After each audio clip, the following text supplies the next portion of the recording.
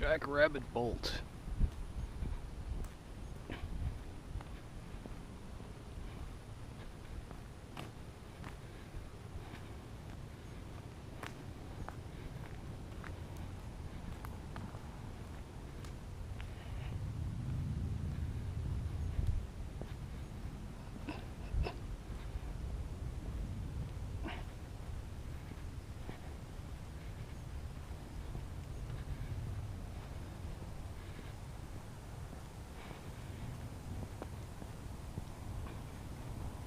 I think I'm going to start watching esports from now on. It's on demand. It's pretty entertaining. And you get it in nice bite-sized chunks, 30 minutes, an hour, 2 hours. I think I'm done with live sports.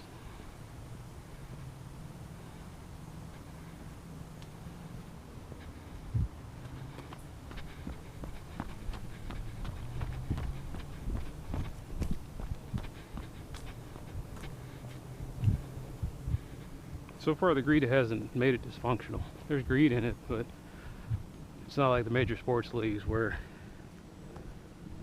the people in charge of it are so greedy that they've started to create a dysfunctional game.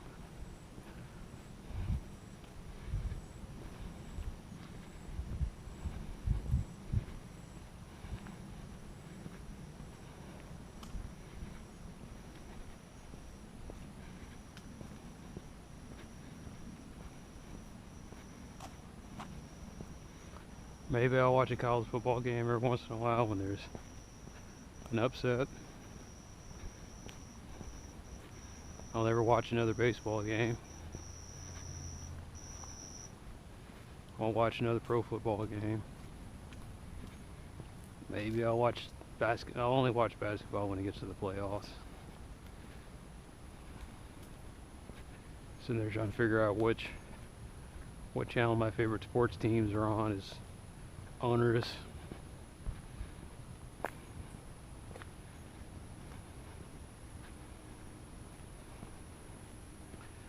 But as much as I talk about this stuff, is you can't do it forever. Like I said, I got this fear that one day YouTube is going to be put behind a paywall with a username and a password, and that'll be the only way you can get to it. I was looking at Twitch TV. The only reason I get it is because of Amazon. And I don't know how, I haven't figured out how to work out the on-demand version of it, so I just go to YouTube and I find whatever broadcast they had on Twitch, I guess, wind up on YouTube eventually.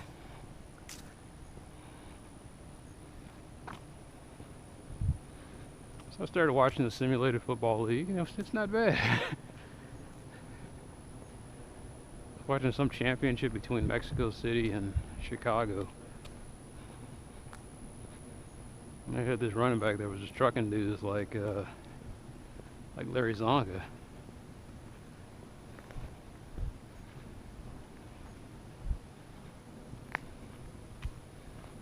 And I realized I was watching simulated football, but it was real enough to where it was entertaining to watch.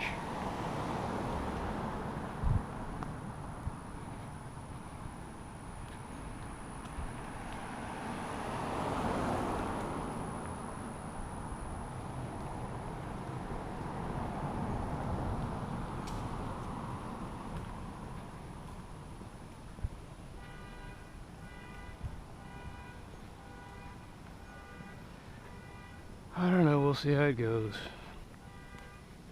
It's not like the NFL could have gone in there and tried to shut them down. Although they probably would wind up just buying up all of the simulated football leagues to eliminate competition.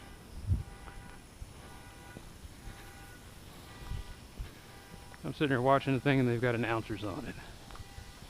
And one of them wasn't too bad. I think he's the owner of the league. He does the announcing, some of the announcing.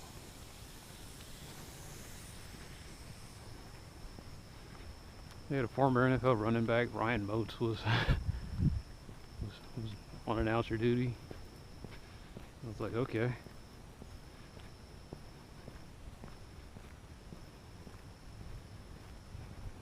I don't know. I don't know how that's gonna play out. This dude ain't gonna stop, is he?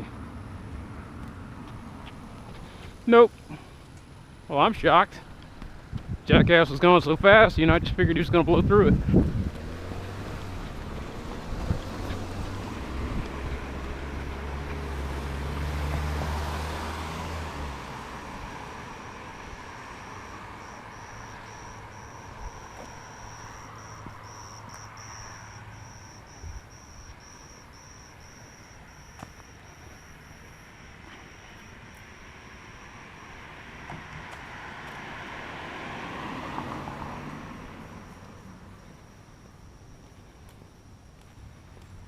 Like I said, I used to be angry about things, now I'm just tired.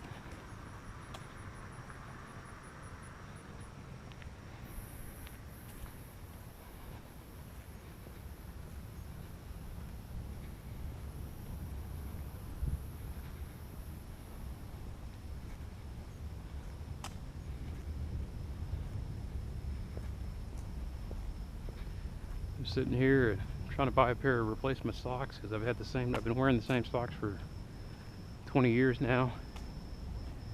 They're a little threadbare. They're a lot threadbare. So I was looking for replacements. I'm looking for cushion socks because I realize that's what I need now that I do all this walking and running and standing. And I buy this cheap knockoff brand. 10 pack of socks for 17 bucks. Not bad, because I looked at all the averages. And then I get a no-name brand, Through the Loom. And I had the same problem when I bought my Hanes socks. You get like a 6-pack for 12 bucks.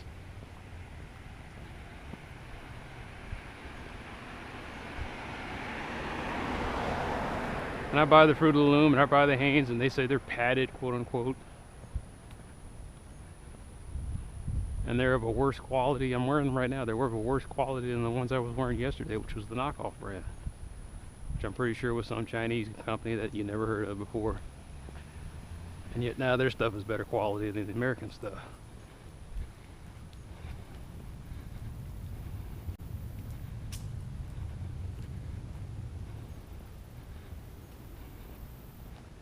Everybody gives lip service to MAGA and all that other stupid bullshit. But when you go off and you buy an American product or you buy a foreign product, what I don't expect is the foreign product to be cheaper and better. I expect cheaper, but not better.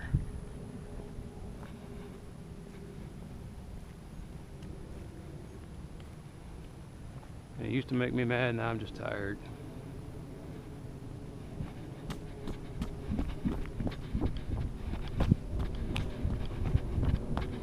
The stuff that comes out of my mouth now is just, that's America.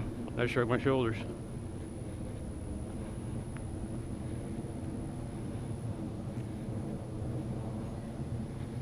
And it's almost getting to the point where, like I think I said this before, I feel like one of those guys who's not really committed to his job.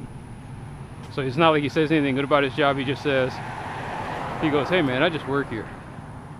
That's the way I feel about America. It's like, hey America, hey, I just work here, man.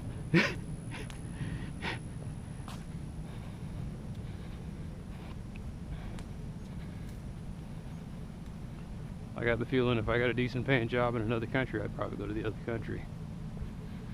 That's how bad it's gotten. It's like, America? Yeah, I can take it or leave it. It's like, what? It's like, you have no loyalty to America. I was like, America has no loyalty to me. I'm not in the right income bracket.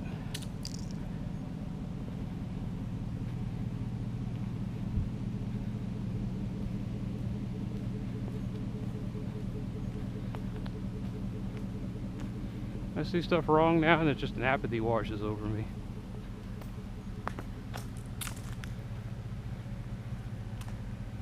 But as bad as it gets, I can still kind of puff my chest out a little bit, or I can just kind of look up and I can say, well, at least I'm not living in northern India, you know, with open sewers and trash everywhere.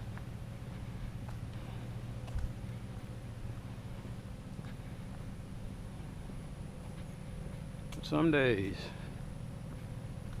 you look around at the dysfunction and you're just like,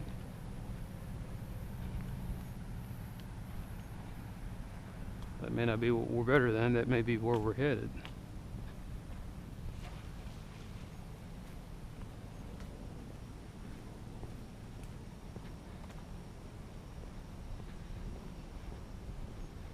I always think that I miss Princess, but I guess it's, I just never realized how far down it is.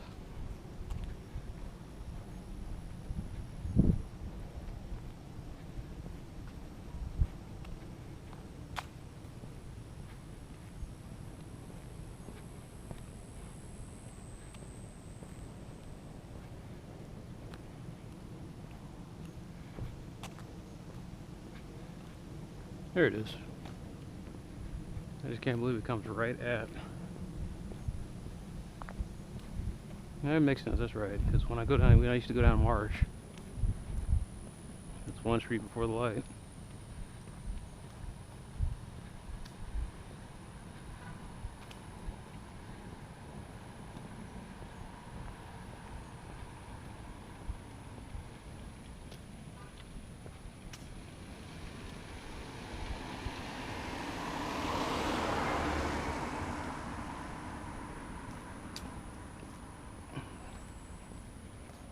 I guess I've lived long enough to become one of those old men that complains about everything.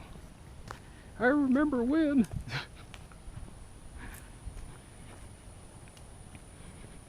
I'm not going to say that my youth was better. It just seemed better.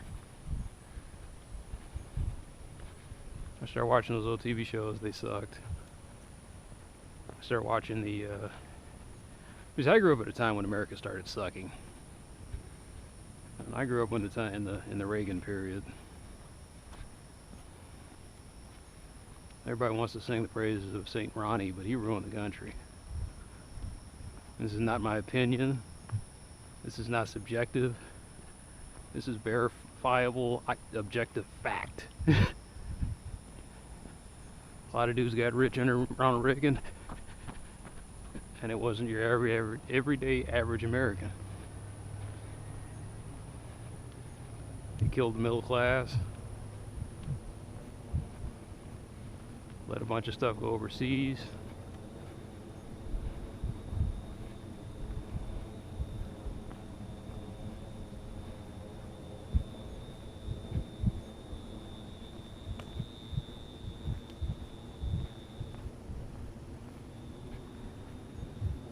But yeah, I grew up when things started sucking. It's just that it sucked a little bit. It seemed like it sucked a little bit less back then.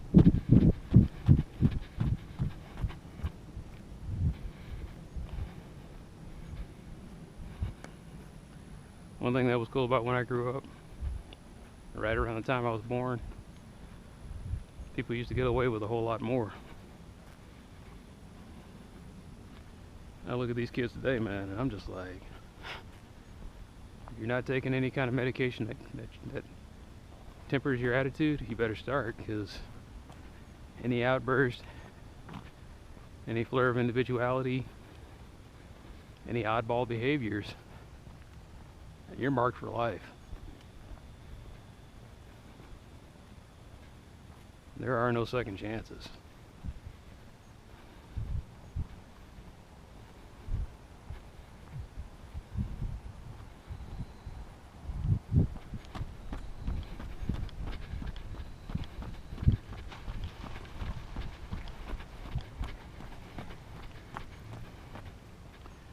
The job I got right now, the thing I love about it is there are no layoffs.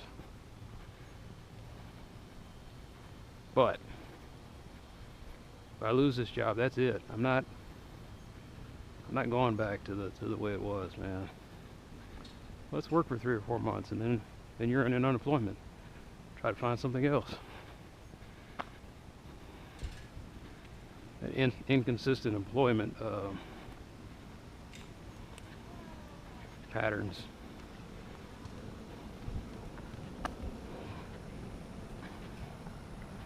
Where the only reason you didn't get hired It's because you weren't smoking with the manager. Anyway.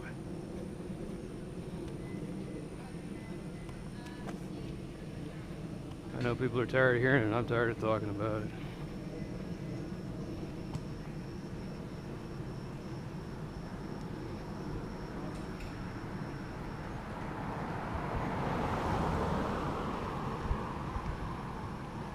Even at 9 o'clock at night.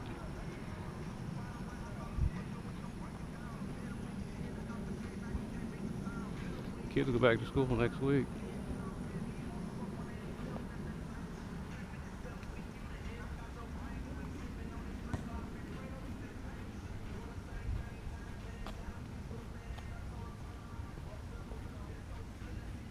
I don't even understand music.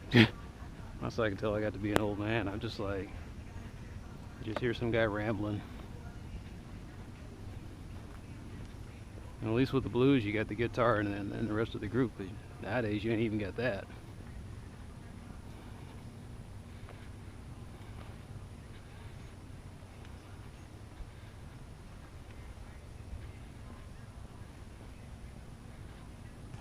I miss good musicianship. I miss actual instruments. I miss stuff having a flow and a beat and a hook.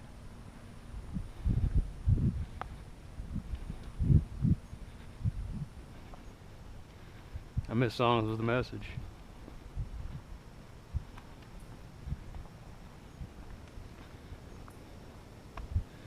I had no idea that now, like I'm kind of glad that the love song got replaced because it was unrealistic, but still, I do miss being a romantic.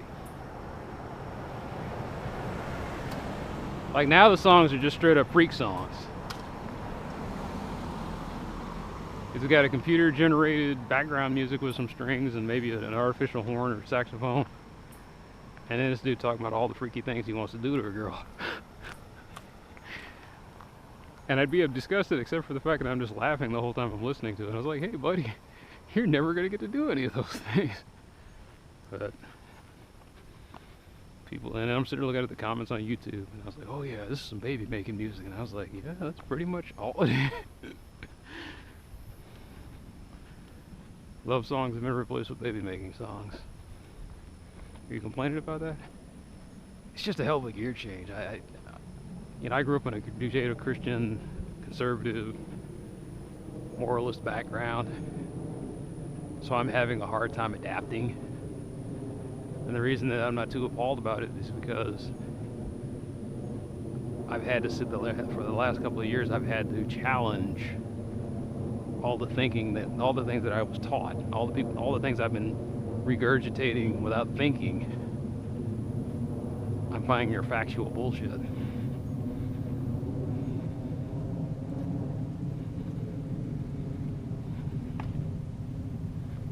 Religion doesn't do it for me anymore. I need tangential, or whatever you want to call it. I need touchable, relatable, repeatable facts.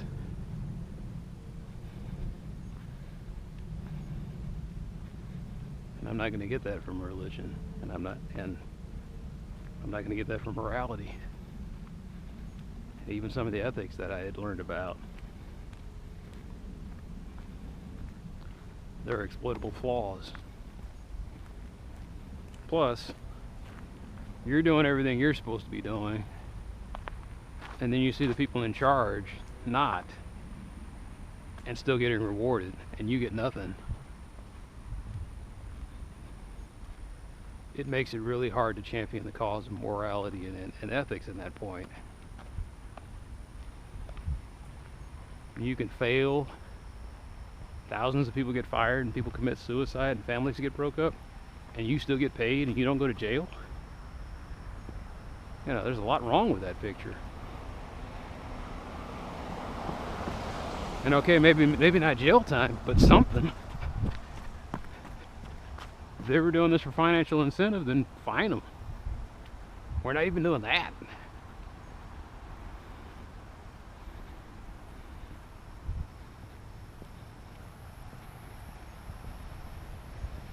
You know, if I ever got jury duty, I'd have to sit there and explain to the judge, I'm not sending anyone to jail. Why? Because I don't think it works.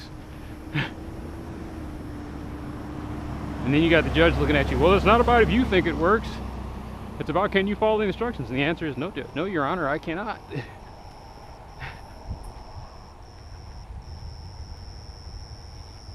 I don't think this system works. And so I'm not going to sit here and judge someone because of it.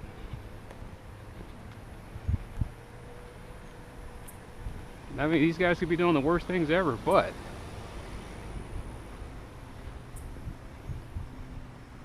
the punishments aren't fitting the crimes anymore.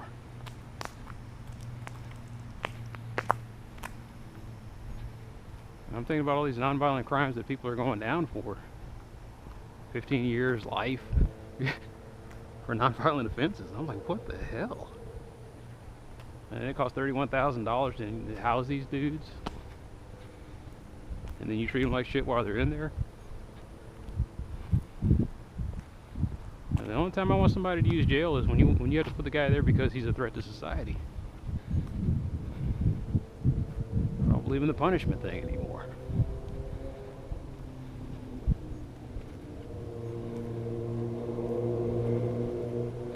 And if all jail was the guy had to sit there segregated from society and just like a timeout where he had to sit there and think about what he did, that'd be okay. What's not okay is he's getting beat on, he's got to worry about getting raped, he's got to worry about getting stabbed, he ain't got enough food. He's cold in his cell, they're keeping him in his cell for 24 hours straight.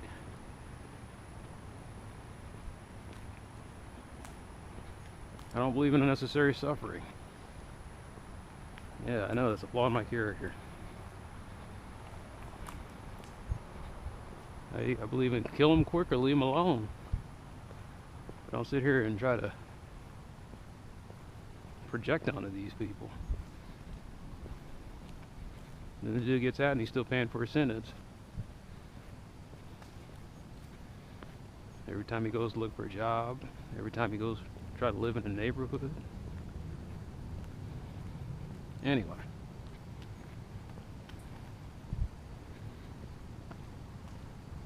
I think about a lot these days. I think about theoretical physics and how fun it is, but how pointless it is because nobody's going to put the money forth to check this stuff out.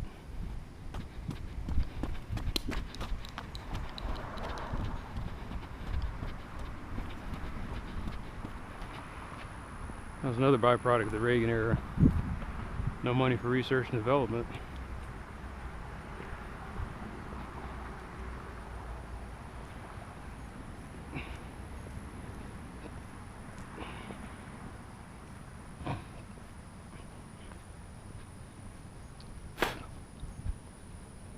Why take any risk in research and development when you can just buy up companies and gut them and sell them?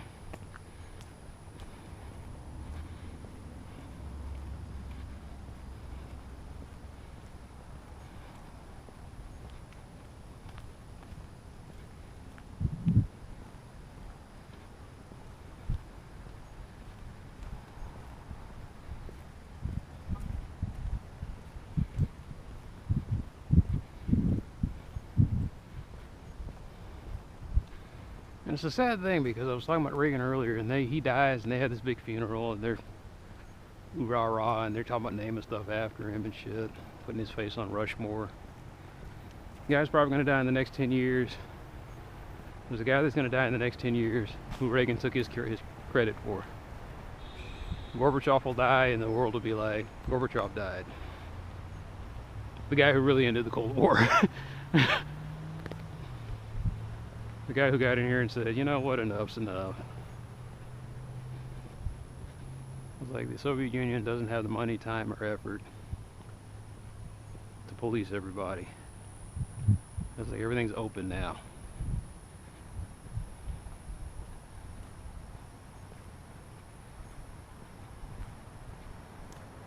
And I had no idea that the United States went in there, you know, broke up the Soviet Union, trying to break up the Soviet Union, and then when everything was broke up, they didn't help these people out.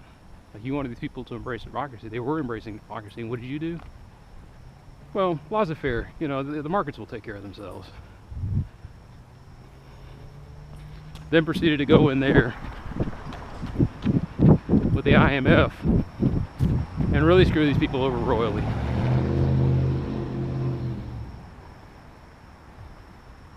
Going in there like a group of hungry locusts trying to gobble up everything that Russia was.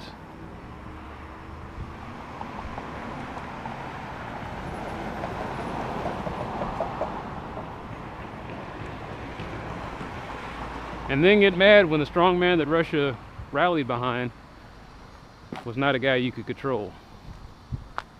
That's why they hate Vladimir Putin. It has nothing to do with human rights abuses and all that other bullshit. That's all smokescreens.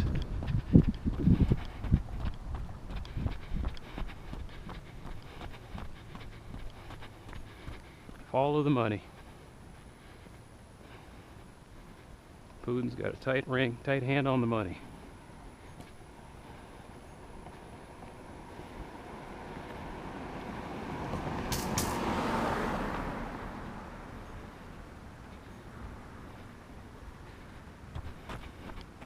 Well, that's what that is.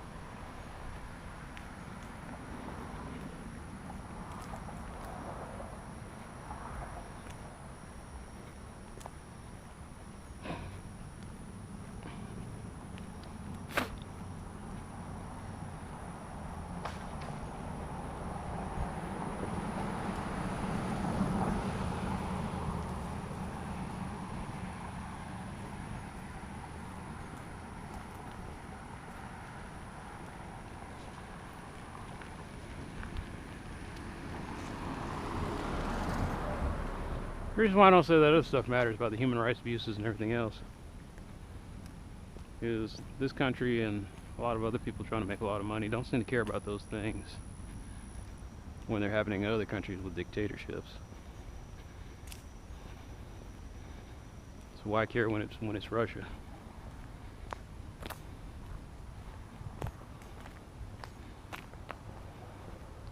So now I'm reading all that history and there's like, Russians interfered in our elections. Why would they do such a thing? They're so crafty and they're so evil. And I was like, no, that's retaliation for all the shit that this country and a lot of other Western countries put Russia through for the last 100 years. Payback's a bitch.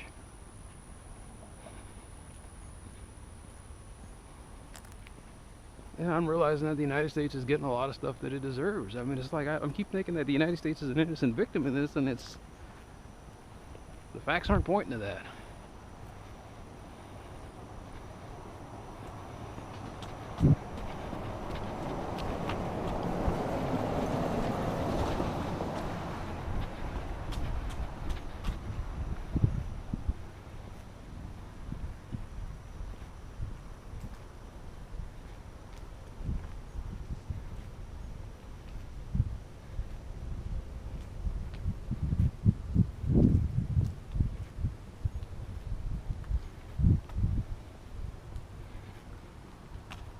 So now we've had 20 years of comeuppance. It's going to be interesting. Actually, longer than that. No, this started in the 90s. Yeah, so 20 years of comeuppance. Possibly 30 more years to go.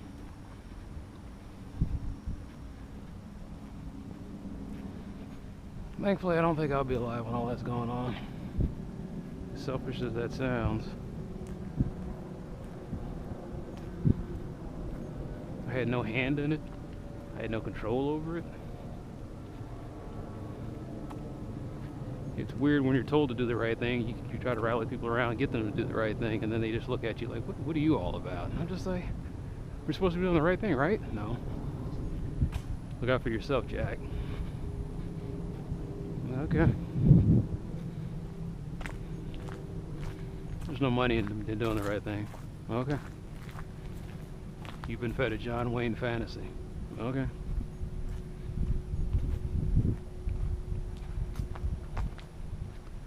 So you become this cynical, jaded, apathetic husk, walking around late at night with the last remaining bits of your soul complaining out in the darkness on camera.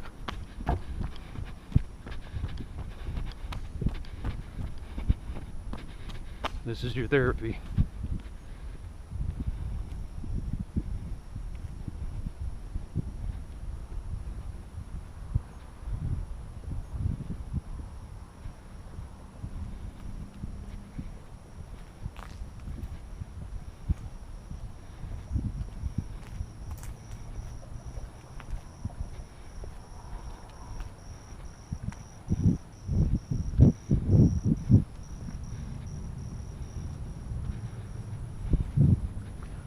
I see that moon big as day, and I look at my camera later, and this GoPro doesn't really zoom in all that great, so it won't even, you'll see a little dot, a little fuzzy dot, and it can't focus on the moon.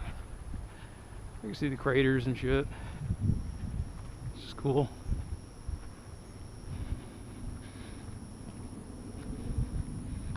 Spend a lot of time wishing people could see what I see.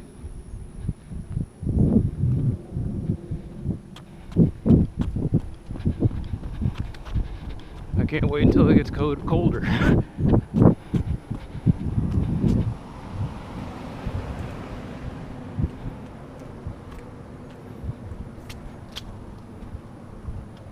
course, I say that, and then 3 months into the winter, I'm like, well, I can't wait until it gets warmer.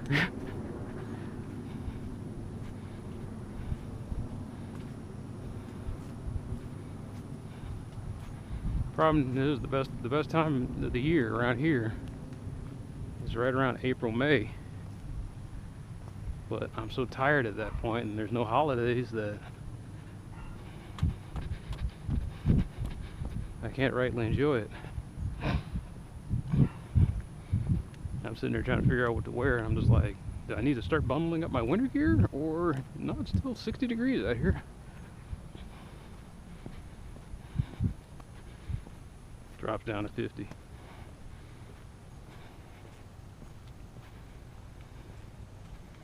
And I don't know what it is. Is it global warming or whatever? I don't know. I just know there's wild weather patterns, and very rarely are you going to get sunny at 60.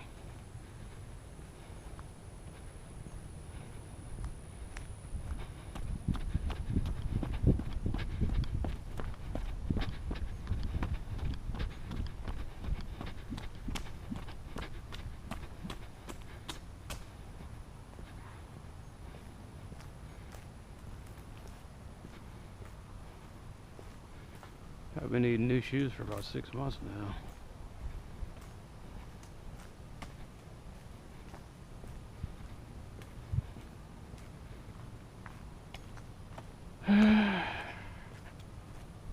Yeah. So tired of spending money. Just tired of money in general. It makes people stupid. That makes them selfish and greedy.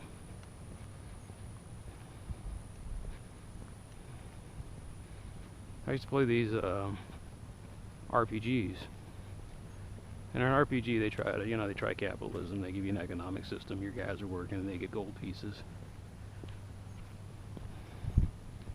But it's not the main point of the game. The fun in the game is collecting the armor and the weapons and stuff and using it, and the gold is just an afterthought. There's a certain point in video games where you've been fighting guys for so long, you've stored up so much gold that you've got more gold than you'll ever spend in the rest of the game. And that does happen in real life, and that's what I can't understand. Is like, you're playing the game, you've got 1,000,000 gold pieces, And the most expensive item in the game maybe costs 9,000 gold pieces.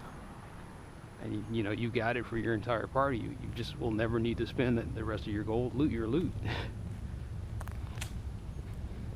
And even if your characters, you know, live to be 100 years old and they die one day, they'll never be able to spend up the money that they accumulated in the game. And there's a point in every game where that happens, where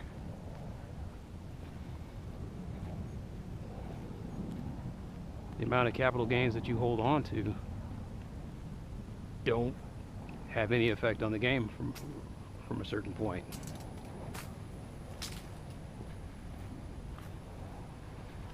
That's why I don't really mind the whole progressive tax system.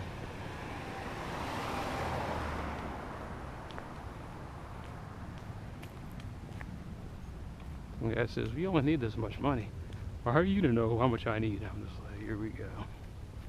It's like, dude, you got $225 million in savings. And you're 50 years old.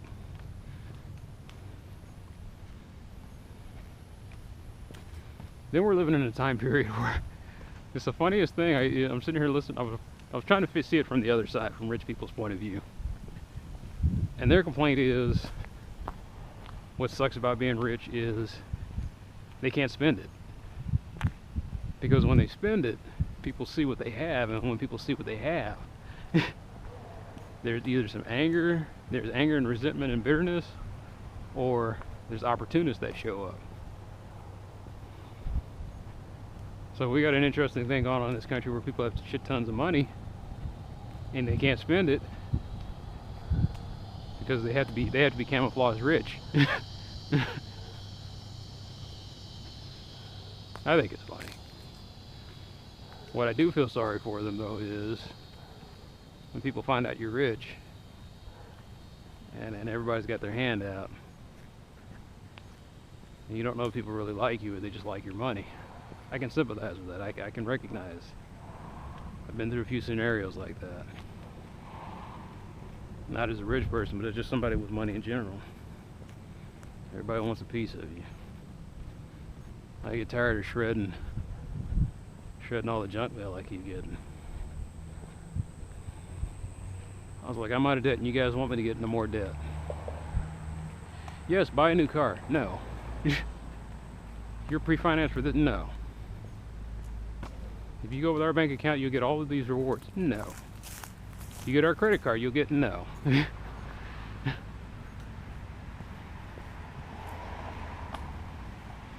Hey, I need money for this. Hey, I need money for that. No, no, no.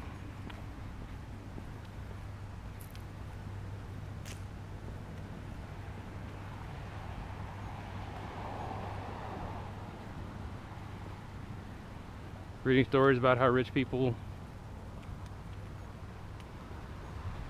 are hard on everybody else because they're projecting. Their money came easy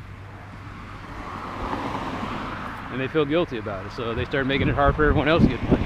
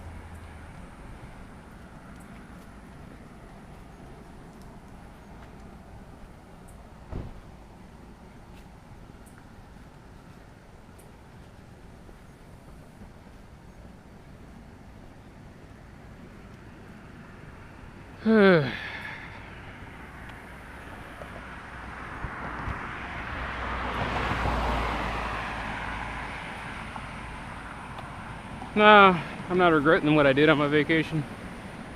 I just spent a lot of times wishing it was longer.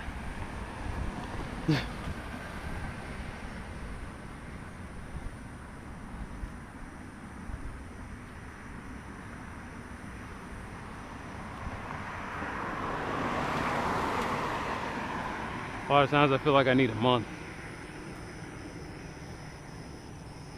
Because I don't think 2 weeks is even enough to travel, despite what all these other people say. They go out there and they do stuff, and every other day they're doing something different. And they come back home and they're jet lagged, and it takes them a week to recover.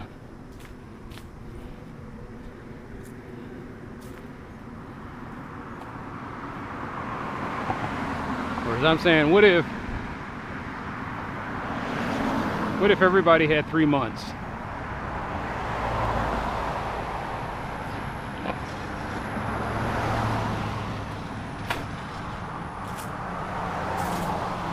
The end of the year, everything slows down. Imagine like it was in school.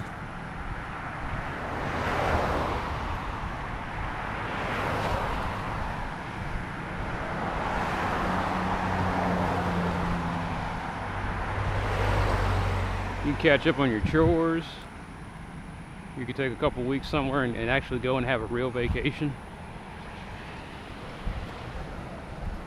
Not travel for a week, stay for a couple of days, and then travel for a week back. But like, you get somewhere and it's 2 weeks at that place.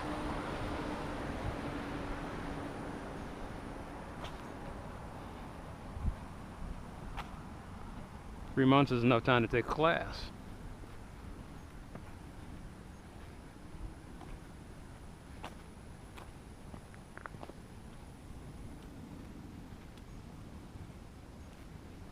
Like I said, some dingbat on course and they say, why can't you do that now? I was like, we can't, between working out and taking care of a family, no time. And he'll point to himself, well, I did all this and I did that and blah, blah, blah. I'll ask the guy, what did you learn in that class? While you were doing all that, while you were being Superman, how often did you see your kid? Or are you working at your job, quote unquote working, where you played out 8 hours of solitaire a day waiting for your money to grow?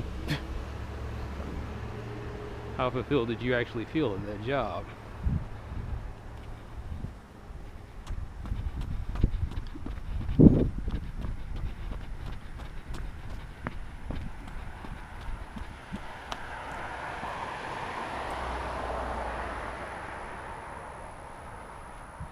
All these life coaches who aren't living life. I got nerve enough to try to be telling people how they need to be living life.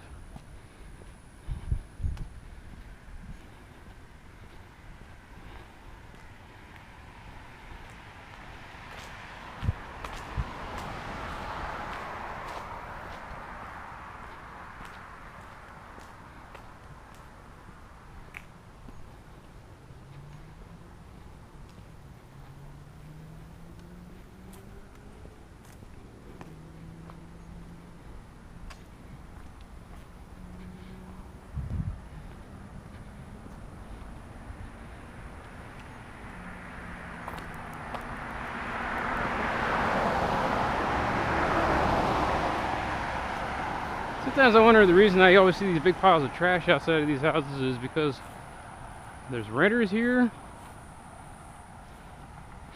or are they just constantly like recycling stuff, and this is just all the trash that's left over.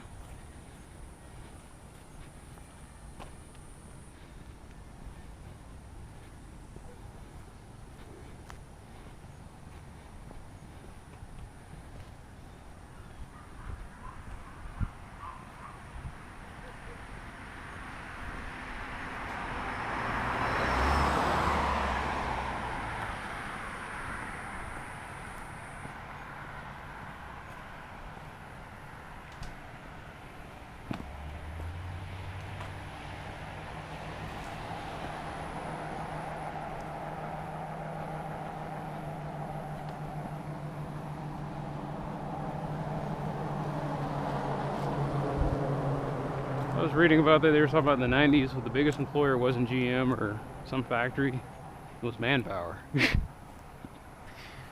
I laughed about that and I was like, yeah, I remember that. I'd forgotten that, you know. I thought I was the only one, man.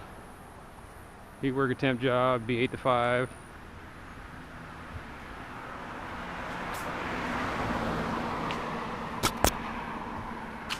trying to lose weight, so what I would do is I'd get up at 4:30.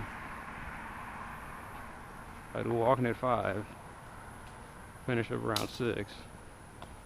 Shower, eat breakfast. Get my clothes on, and I'd be out the door by 7. And I always had to be gone an hour before my shift began, because it was always a long drive. At best I could go for 45 minutes, but most of the time it was an hour at least.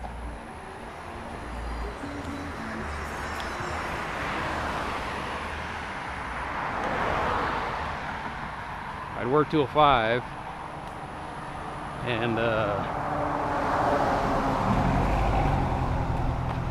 I'd work till 5, and when I knew that the job was going to be steady, I'd sign up for classes, and I'd take 1 class every day, 2 classes per semester. So I'd go to class from like 5 to 7 or something like that, and then I'd try to work out, and I'd go home, get me something to eat, shower, maybe watch an hour of TV, and then go to bed, because I had to be up the next day to do the whole walking thing, the whole exercise thing all over again.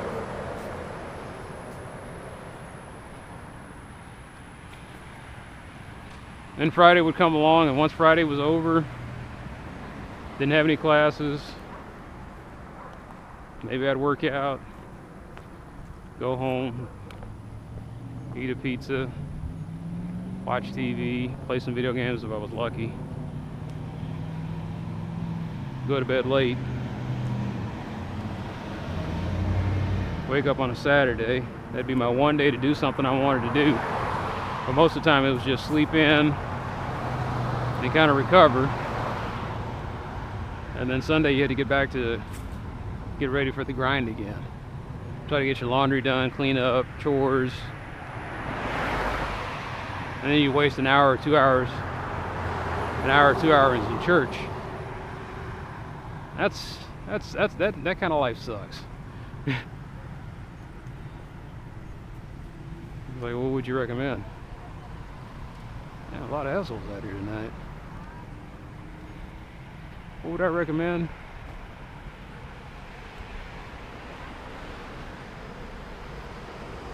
I'd work for 4 hours. And I'd have a rule that says you can't, if you're going to work somewhere, it has to be, you have to work from home. It would be nice to work from home, or at least have it be 30 minutes away from where you live. Okay.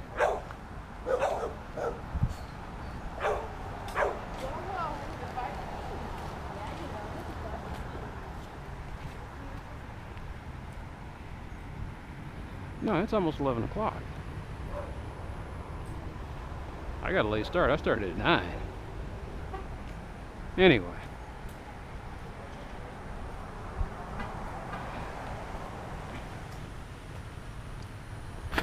Okay. A lot of assholes, man.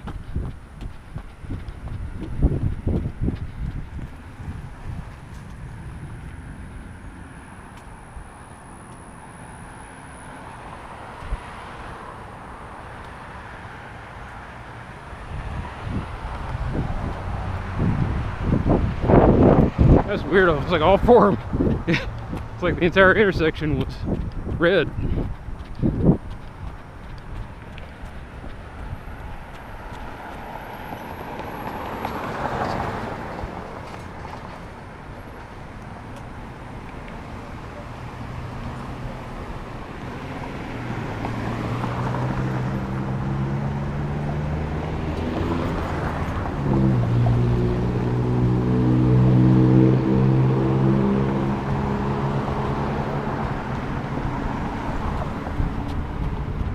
No, I genuinely hate coming down this street.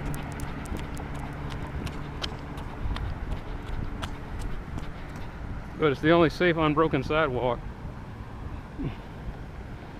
to get me home.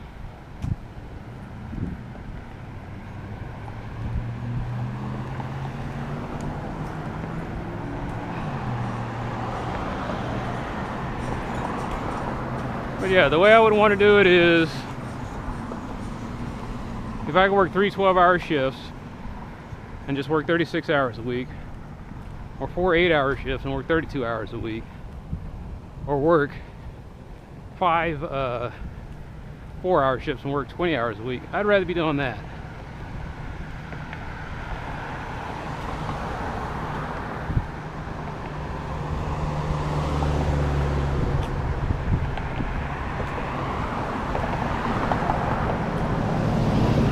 I have never had a job, never had a job where I worked my entire shift and it was all work.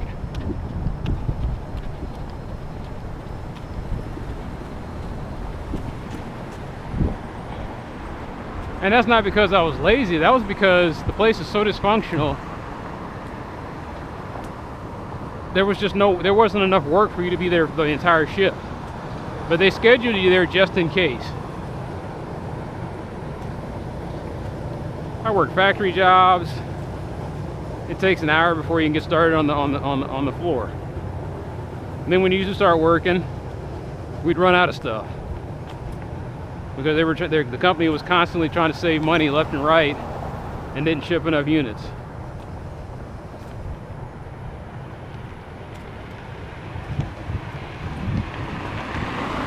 I had shifts where I'd show up and they said, we don't have any work. I was like, but I still showed up. They said, yeah, well, and they tried to get out of paying you the 4 hours for showing up. And the temp agency, though, they was like, no. I was like, no, you had my guy show up. No, we called him, we left a message. And you look at your phone, and your shift was supposed to start at 10, and they'd call you at 9:55. Temp agency said, nope, you pay my guys. I don't understand why. The way I understand it is you pay into Social Security. Your employer also pays into Social Security. Social Security includes unemployment. The employer tries to cut you out of that. I'm like, it's like, what, you can get your money back? I was like, I don't think that's the way it works. And it was always some limited excuse, and then you'd appeal it, and then you'd get your check. But it was just another delay.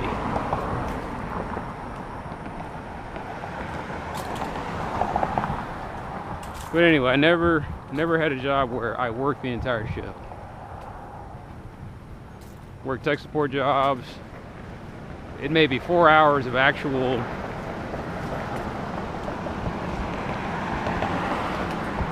four to 6 hours of actual work, and then most of the time you were just sitting there idle when the calls weren't coming in.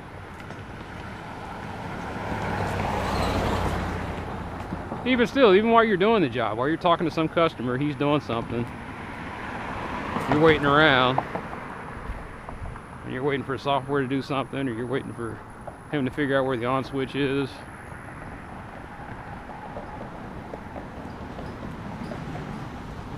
You got somebody monitoring your call. Heard a lot of dead air there. Yeah, I was dealing with somebody with a dead head. Well, couldn't you have done this? Couldn't you have done that? And I was like, why didn't you get on the call and do it? Why can't you be like Jubot there? Jubot gets those people in on it. He does 45 calls a day, and his calls are no longer than 5 minutes. And then you listen in on one of Jubot's calls. Do this, this, and this, and call me back, and he just hangs up on the person.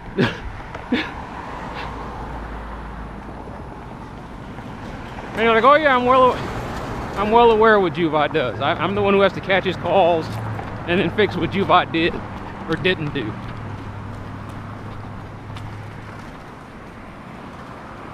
Doing it right always took like an average of, if you do it right, it takes 45 minutes.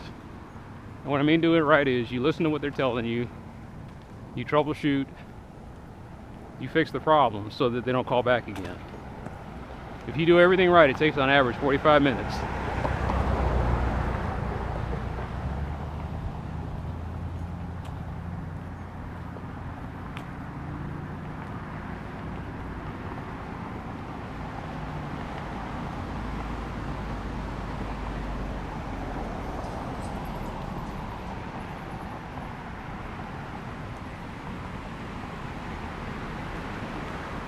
And I guess I'm getting my wish now, because a lot of jobs, they don't pay more, they don't give you more than 35 hours. You know, FDR and the New Deal and the Great Society folks dreamed of a day when people would be working 12-hour, 20-hour work weeks. Well, in their minds, they'd be working 20 hours, and you know, and the wage would be sufficient.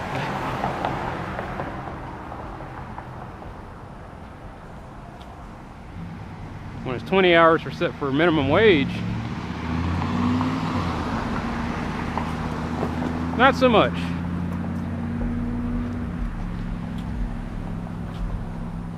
So that's the next big dog fight. I haven't been paying attention, but they might be already fighting it. Minimum wage will go up. The economy will improve as a result of it. And then you'll have a bunch of naysayers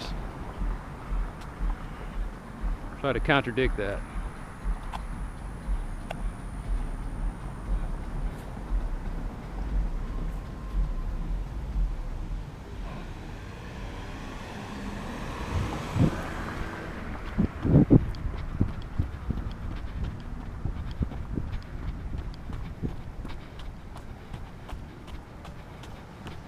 Oh, there's a lot of assholes out here at 11 o'clock at night.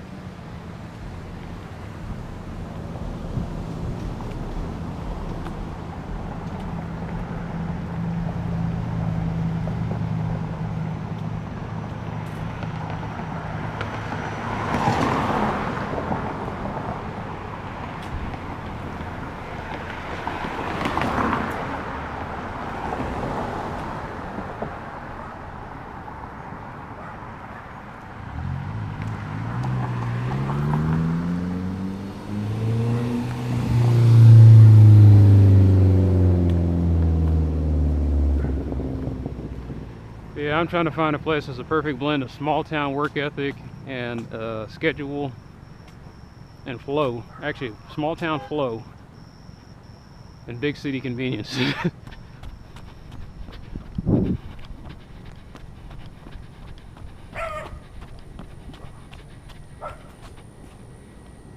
You know, my dream is some small town place where everything shuts down at 9 o'clock. Where you could work a job as a greeter at Walmart. You're a greeter at Walmart and you live very comfortably. And it has high-speed internet.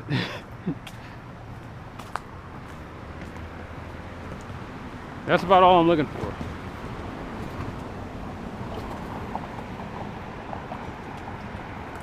Oklahoma quiet and slowness. With Dallas conveniences.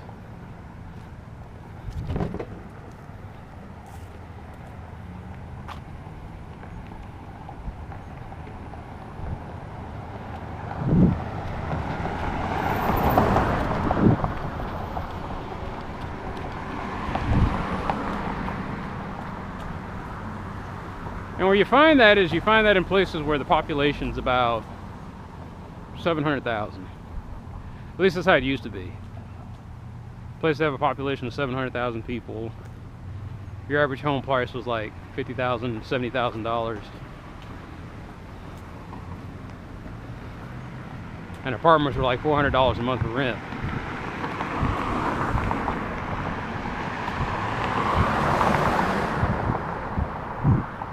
And at your job, you're pulling in $2,000 a month. So $400 a month for rent in a nice area, $2,000, and you got a lot of play money.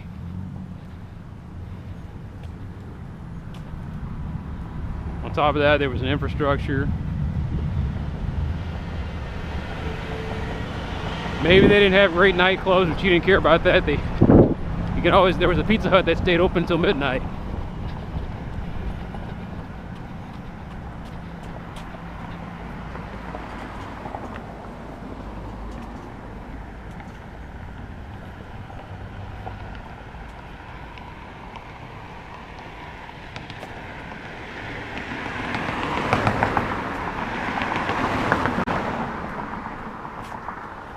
since everybody's making such good money and rent's so low, there's hardly any crime.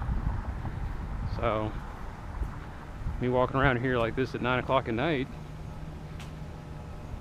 nobody thinks twice about it. And there's hardly any cars.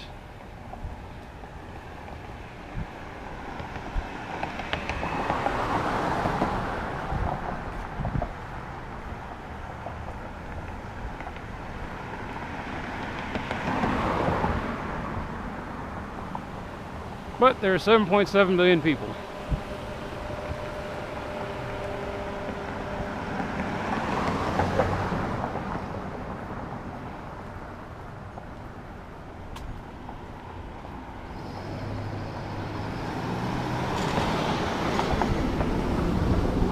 It's like, what does that have to do with anything?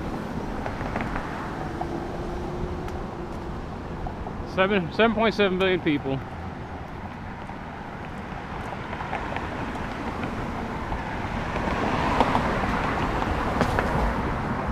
A million people from every country capable of coming to the United States, and they come in the droves. And there are 300 countries. 300 million people just.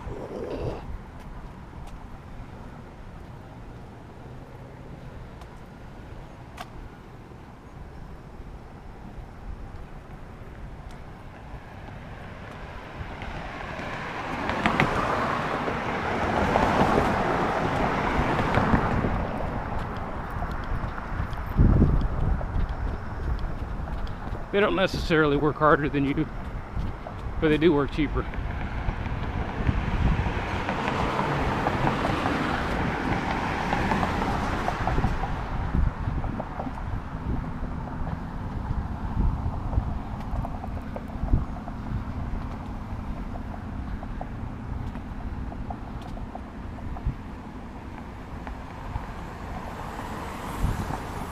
Was that always the kind of cool?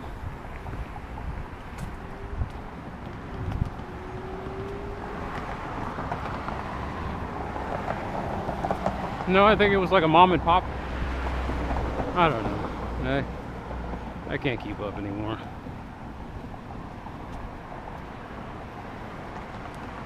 We'd have like Buddy's garage, and Buddy would buy his gas somewhere and he didn't have the logo of where he bought it. People just bought his stuff because it was cheaper. Then Buddy got $500,000.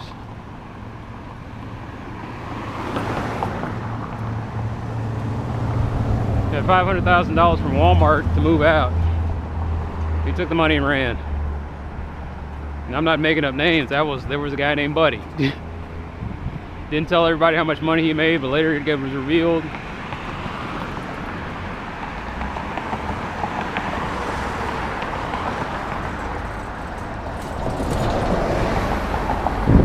Still a lot of assholes out here. Later it was revealed he got a pretty good chunk of change. Buddy was out.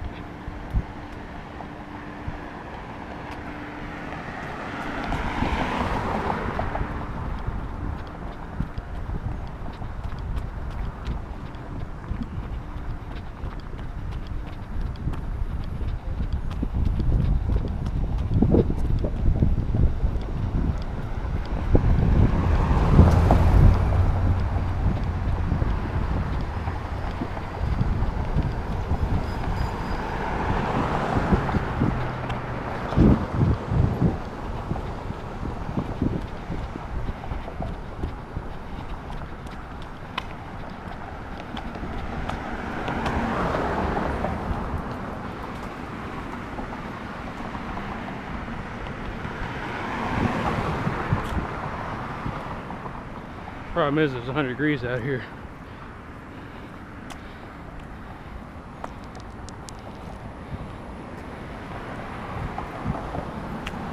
And there's no air to breathe.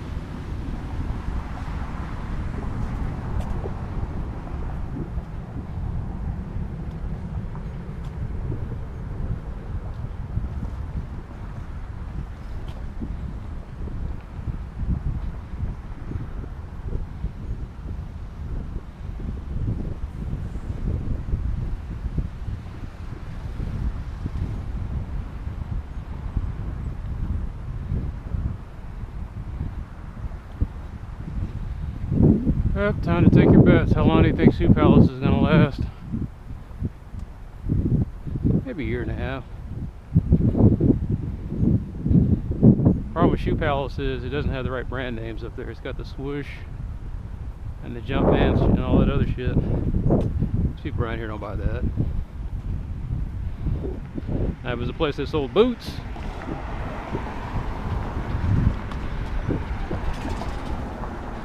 So where Shoe Palace fails, Ranchero Moreno will succeed, because he's selling Roper and Wolverine and whatever other brand name they got over there. I guess they got to try something though.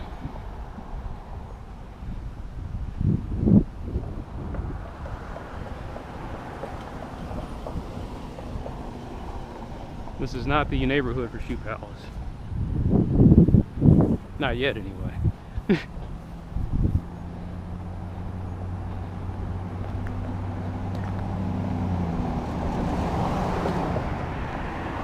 It's almost the kind of neighborhood you can put a Foot Locker in. It's got the crime for a Foot Locker, but it just doesn't have the demographic.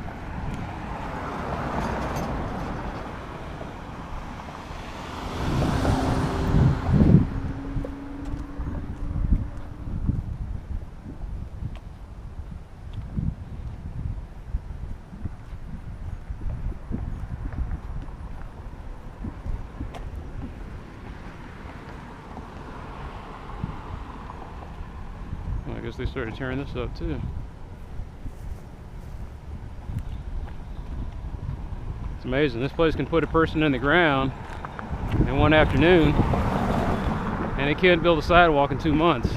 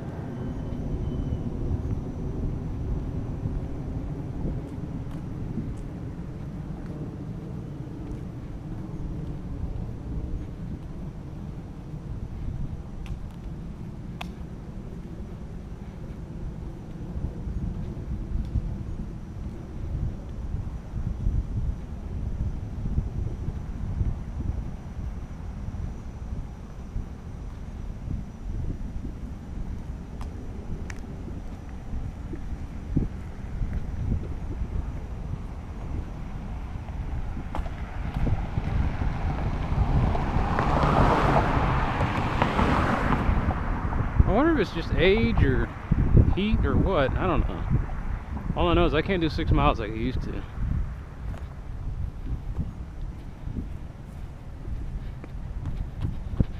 Like, I actually get tired. It wasn't always like this. It used to be I do 6 miles and wasn't too bad. I even get like this when the weather cools off a little bit.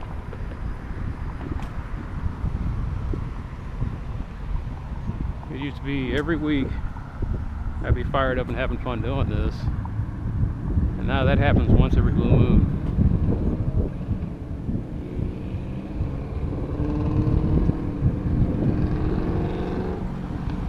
Maybe I'm finally dying. Not fast enough though.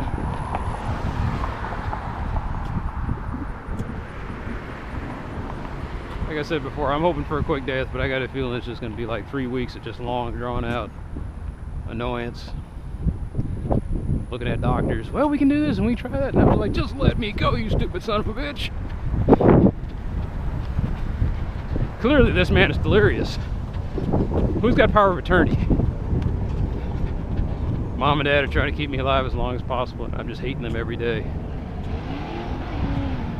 Just let me go. No, baby. No, they can fix this. I was like, they can't fix this. Had me lurching in and out of doors, taking $50,000 in medication every month. That ain't fixing the problem. That's just masking the problem with paint.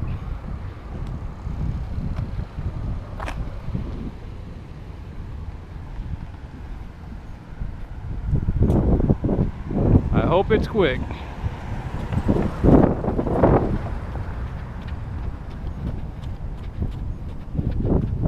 Hell, it'd be kind of cool if it happened while I was walking. Just drop dead. Keel over. There's my corpse on the sidewalk.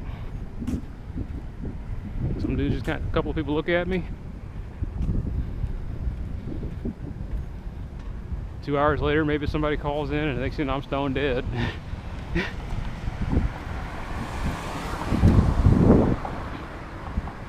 And they zip me up and haul me away.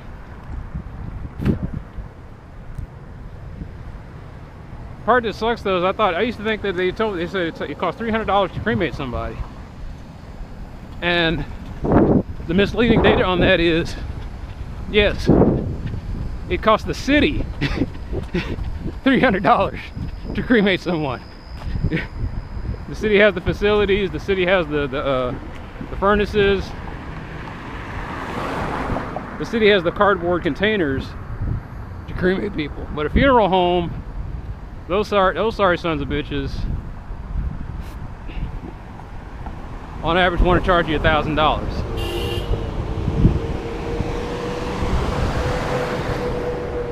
When they cremate you, they're going to cremate you in a suit. When they cremate you, they're going to try to cremate you in a coffin, which makes no sense to me. You're going to put them in a box, and then that box is going to be burned.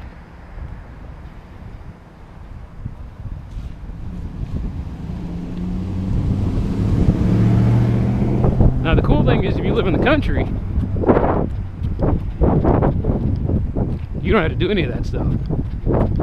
Somebody in your family dies, you wrap them up in cotton cloth, and then you can burn them on a fire in your backyard.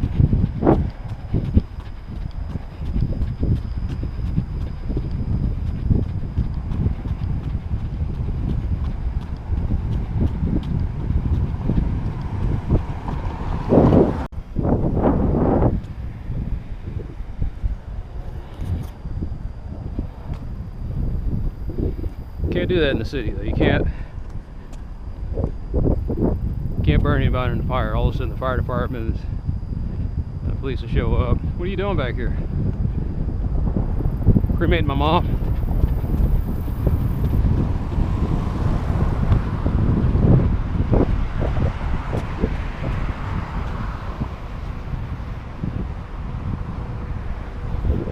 So I guess the best thing you do in a city situation is you put mom in a body bag,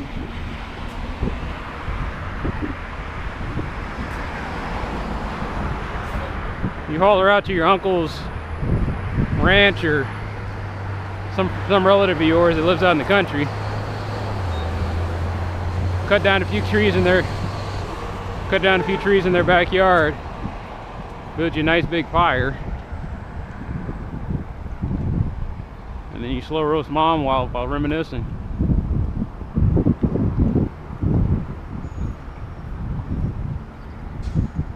Yeah, no, it's not environmental. Who gives a shit?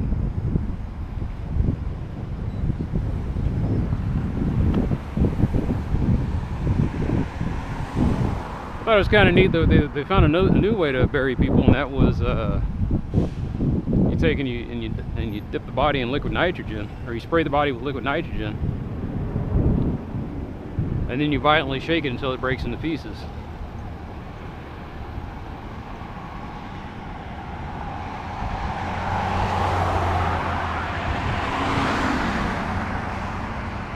Then you take those pieces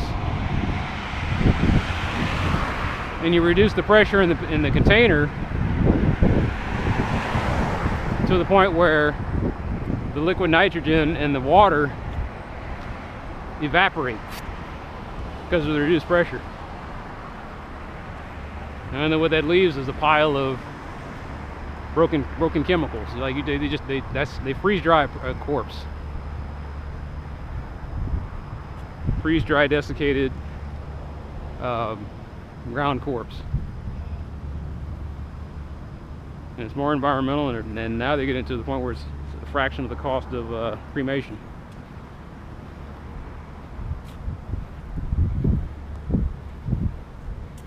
The only problem is, yeah, there's not a lot of places that do it.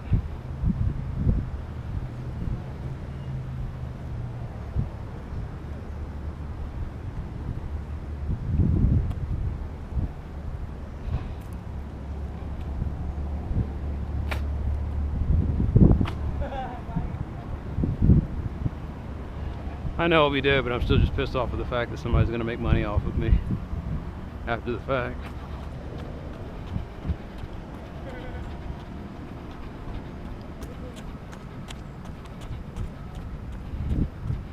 They get you coming and they get you going.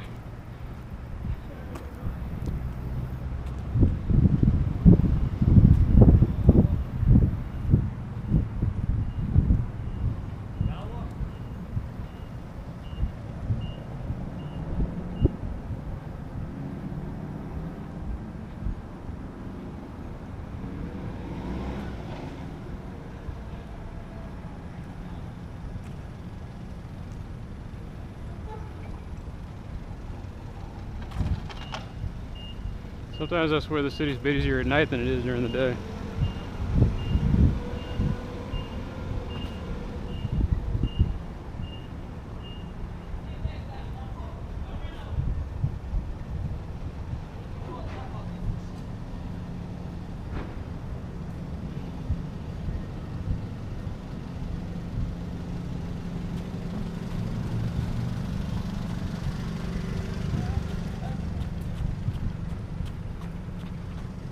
Always something.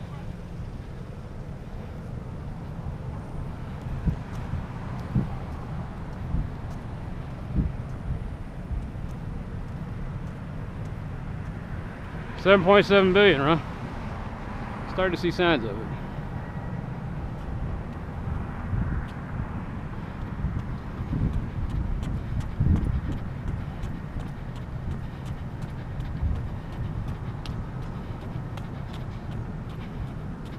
All I remember was back when I watched the news, I remember they were talking about there's 7 billion people.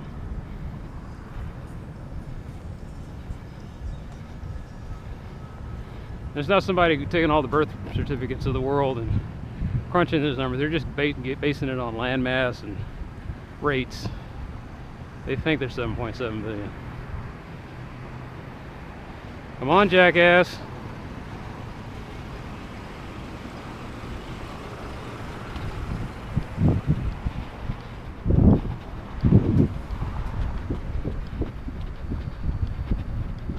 Just never ends, man.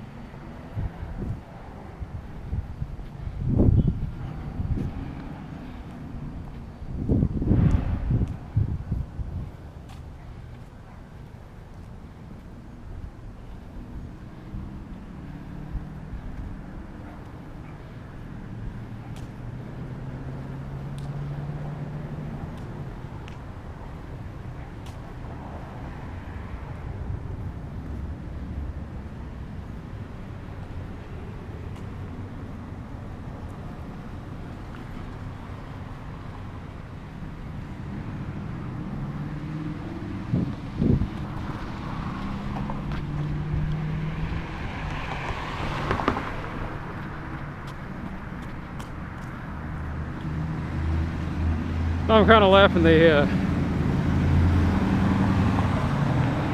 a lot of assholes out here.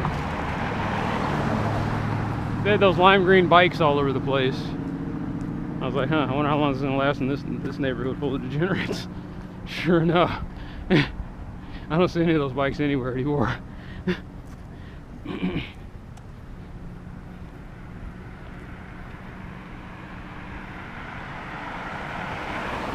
This is in Seattle, Washington.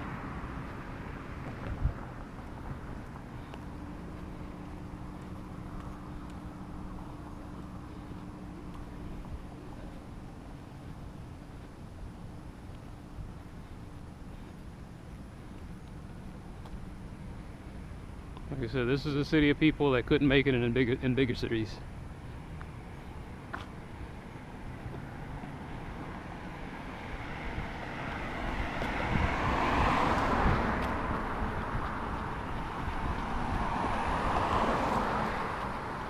These are the rejects from LA, San Francisco, Oakland, New Orleans, Portland, Seattle, New York, New Jersey, Philadelphia. Not the people that are still there making money, the rejects. Couldn't make it work where they were at, so they came here.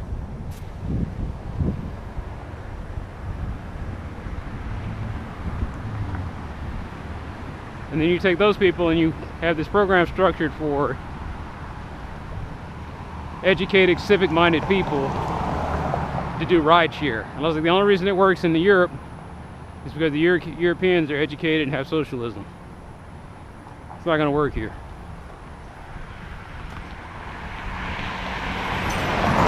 Especially not in this neighborhood where the average education level was 6th grade. And I wish I was making that up. I started looking at the demographic thing, and they say, and this is whenever you're trying to buy a house. And they said most of the people here didn't even complete high school. And I was like, what? I was like, how is that? Oh. And you think about it, oh, okay.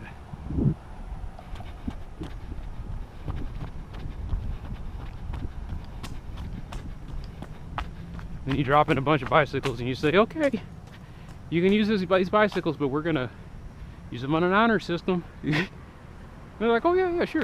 Mm-hmm. We're all honorable people here.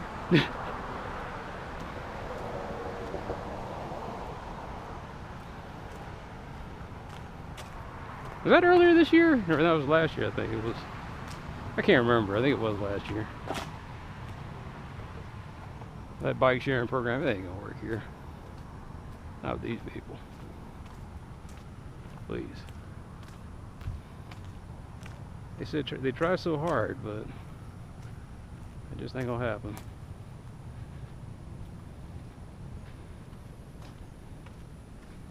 Now they could do a bike share program down the street over there.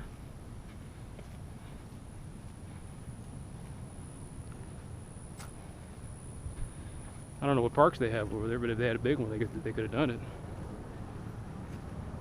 I think if I went to White Rock, they'd probably still have bike share.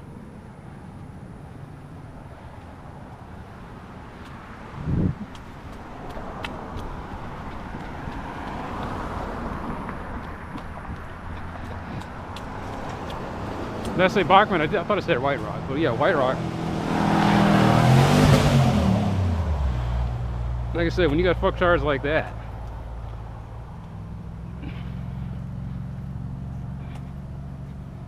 you know, he's killing the engine to look cool.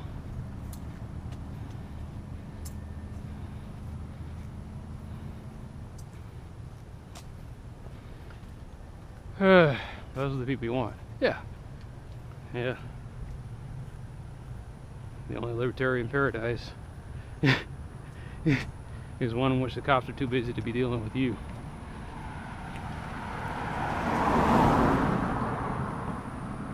Like if you're a white collar criminal, come to Dallas.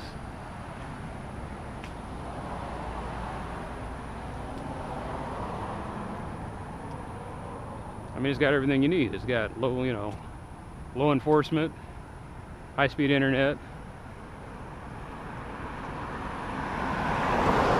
and 24/7 amenities. All right.